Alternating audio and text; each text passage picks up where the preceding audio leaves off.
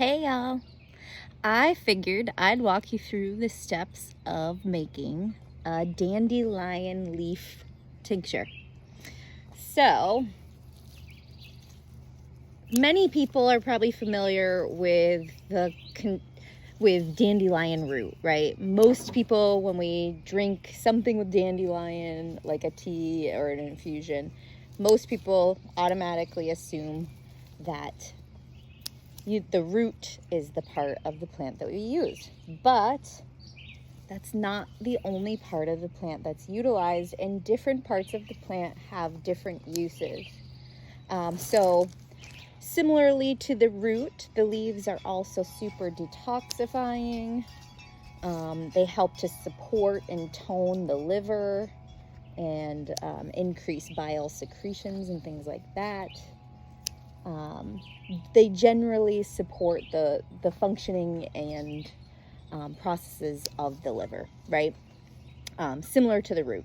However, dandelion leaves are also an excellent diuretic. So a lot of diuretics, like particularly diuretics that are on the market, have an effect where they like leach out all the good stuff too, in addition to the bad. So dandelion leaves actually have the effect where they're so nutrient rich and dense that they replenish the body before any of that stuff could be even leached out. So even if you were going to the bathroom, you had to pee all day long, you're not going to pee out your essential nutrients and all your electrolytes and things like that. So dandelion is a super safe, gentle diuretic that can help you to detoxify too. It's great for those with skin issues.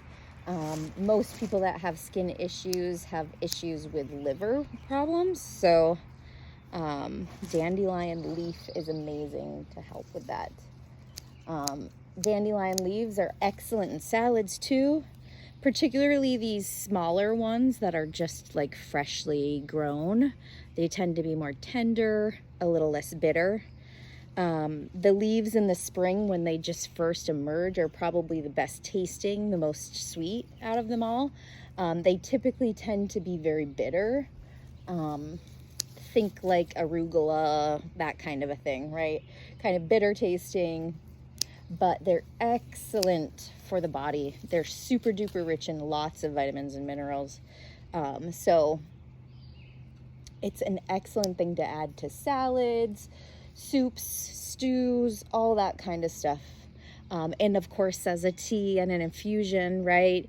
You can take it in tincture form, which is what I'm gathering these to do. I'm making a fresh dandelion leaf tincture.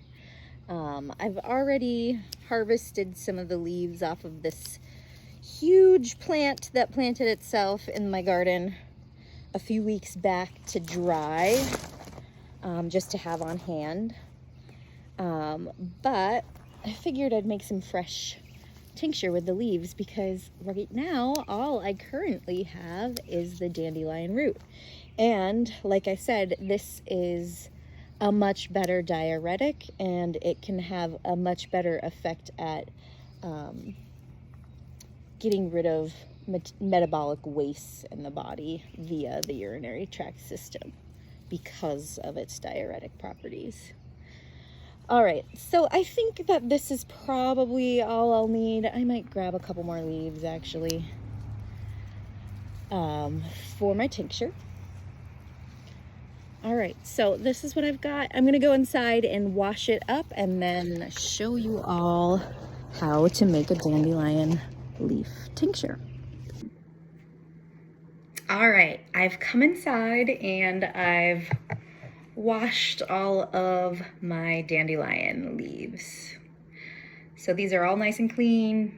I harvested them out of my garden. A big, huge plant had grown in there. So I know it's safe. We only grow organically. The dogs don't go in there, to poop. So it should be just safe with just some water and rinsing them off. You do want to make sure, like, as you're rinsing, the leaves tend to fold over, and if there's any like dirt and stuff, it can get trapped in there still. So just double check, like, as you're going through, that none of the dirt is kind of still stuck on there. If you see a little bit, then just give it a little quick rinse, right? Quick rinse. And then, so tinctures, they're pretty easy. All you need is vodka. Because we're using fresh plant matter, you want to use at least 100 proof vodka, if not more. A lot of people will use Everclear and dilute it down some, or just use straight Everclear. The Everclear is pretty strong. I do suggest to dilute that. It's pretty heavy duty. That's like very medicinal strength. So there's actually a great book that goes over all of the guidelines and how much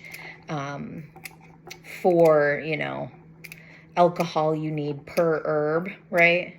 But the folk method, which is what we're doing here, you basically just cut up an herb that you've harvested, that's either that you've harvested fresh or that you've bought in or, harvested and then dried.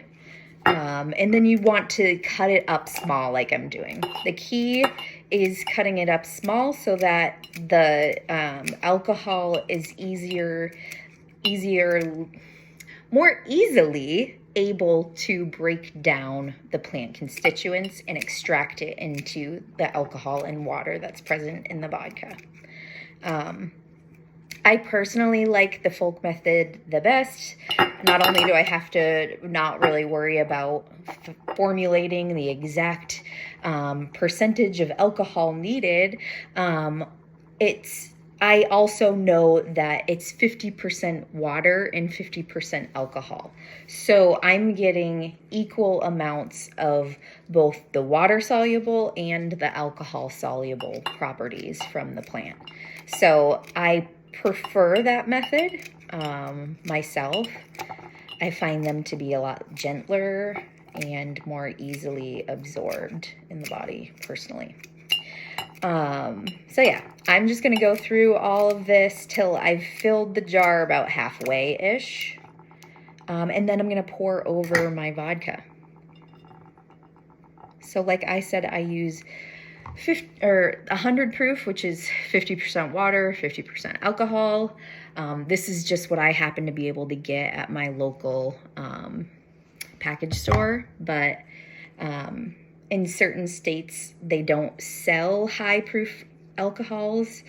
You can make tinctures with 80 proof, but with fresh, it definitely will risk the possibility of mold growing, because once you add the fresh material, it does add some water to it, right?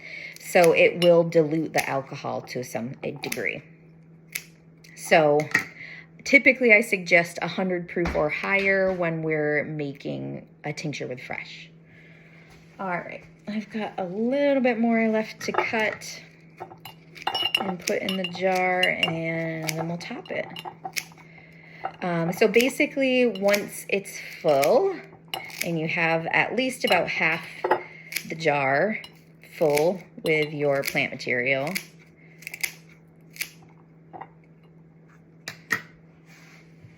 you can add the whole, you can fill it all the way to the top if you want to.